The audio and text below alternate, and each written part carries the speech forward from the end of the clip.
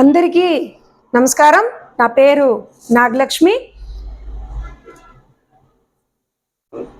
ఏదో మాట్లాడి వార్తలోకి ఎక్కాలి అనేటటువంటి మాటలు మాట్లాడితే సమాజం ఒప్పుకోదు, అలాగే మన స్థాయి కూడా దిగుతుంది అని నా అభిప్రాయం. ఇది ఎవరి గురించి అంటే, పాపం నిన్న చనిపోయినటువంటి పార్టీ ఏదైతే ఉందో, షర్మిల గారు కాంగ్రెస్ పార్టీ అధ్యక్షులు ఆంధ్ర రాష్ట్రానికి, వీరు నరేంద్ర మోడీ గారి గురించి మాట్లాడుతున్నారు. ఏమని? ఆయన కేడి అని. మరి మీరేంటి? మీ యొక్క ఫ్యామిలీ యొక్క హిస్టరీ ఏంటి? జగన్ గారు మరి ప్రత్యేక హోదా గురించి మాట్లాడితానని చెప్పే కదా అధికారంలోకి వచ్చారు. సరే, ఓకే, మీకు ఇప్పుడు జగన్ గారికి మధ్య ప్రజల్ని పిచ్చి వాళ్ళని చేయడానికి జరుగుతున్నటువంటి నాటకాన్ని పాపం అందరూ ఏదో నమ్ముతున్నారు అని అనుకుంటున్నారేమో. కాసేపు దాన్ని పక్కన పెడదాము. ఒకసారి మీరు పార్టీ పెట్టి తెలంగాణలో ఏం మాట్లాడారు? తెలంగాణ వచ్చిన బిడ్డని నేను ఇక్కడే ఉంటాను, మీకోసం పోరాడతాను, మీకోసం అది చేస్తా ఇది చేస్తానని చెప్పి, అక్కడ కార్యకర్తలకి టికెట్లు ఇప్పిస్తానని చెప్పి పాదయాత్రలు చేసి ఎన్ని వందల కుటుంబాల్ని రోడ్డు పాలు చేసి వాళ్ళ ఆస్తులు అమ్మేసుకొని ఈరోజు అలోలక్షణ అంటూ బాధపడుతున్నటువంటి పరిస్థితి మీకు కనపడలేదా?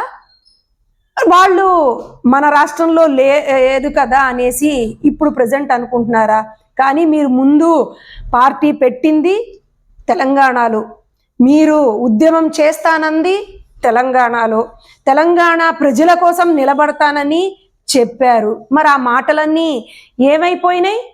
నీటి మీద మాటల్లా అయిపోయినాయి కదా. మరి వాళ్ళు మనుషులు కాదా? వాళ్ళు కార్యకర్తలు కాదా? వాళ్ళు ప్రజలు కాదా? వాళ్లకు న్యాయం చేయాల్సిన బాధ్యత మీ మీద లేదా? అంటే అక్కడ ప్యాకేజీ మాట్లాడుకొని అక్కడ చాప చుట్టుకొని ఈరోజు ఆంధ్ర వచ్చేస్తే ఇక్కడ వాళ్ళు పిచ్చోళ్ళని జనాలు నమ్మాలి.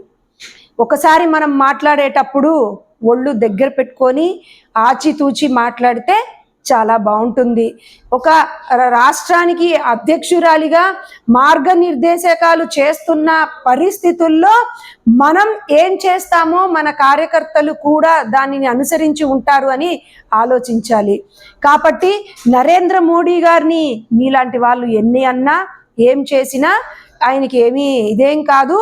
ఆయన ప్రతి క్షణం, ప్రతిరోజు, ప్రతి నిమిషము కూడా ఆయన ప్రజల కోసమే, దేశం కోసమే పోరాడుతూనే ఉంటారు. వాళ్ళ రక్షణకై ప్రయత్నం చేస్తూనే ఉంటారు. కానీ ఇలాంటి పిచ్చి మాటలు మాట్లాడితే మాత్రం ప్రజలు మీకు తగిన బుద్ధి చెప్తారు, మీకు తగిన శాస్తి జరుగుతుంది. ఈ విధంగా ఇలాంటి మాటల్ని వెనక్కి తీసుకొని భవిష్యత్తులో మీ యొక్క పూర్తి స్థాయి మీ మనుగడ కోసం ఆలోచించండి. లేకపోతే ప్రజలు బుద్ధి చెప్పే పరిస్థితి వస్తుందని తెలియచేస్తూ సెలవు తీసుకుంటున్నాను.